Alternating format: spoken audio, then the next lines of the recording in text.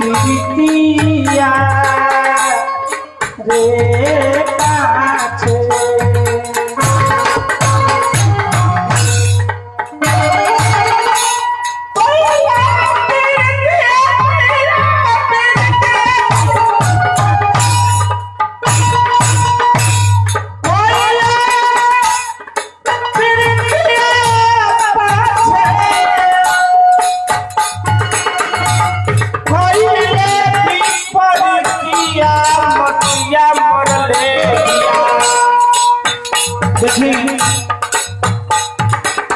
हमनी के घर के कार्यकर्ता रही वहाँ को से सभे कोई के हजारों हजारों के पुरस्कार मिलल सब कोई के तरफ से रुआ के मनवा आशीर्वाद के इच्छा बा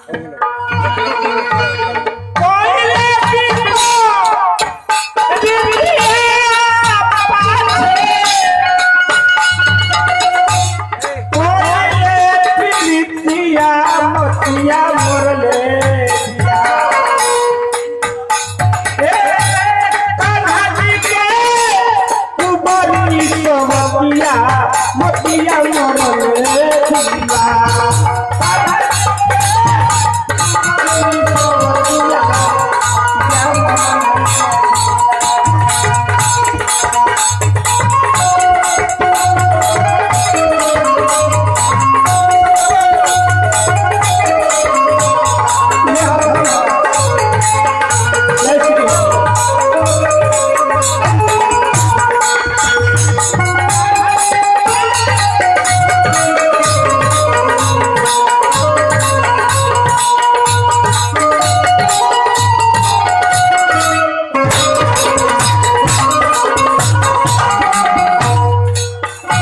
और क्या कहता लो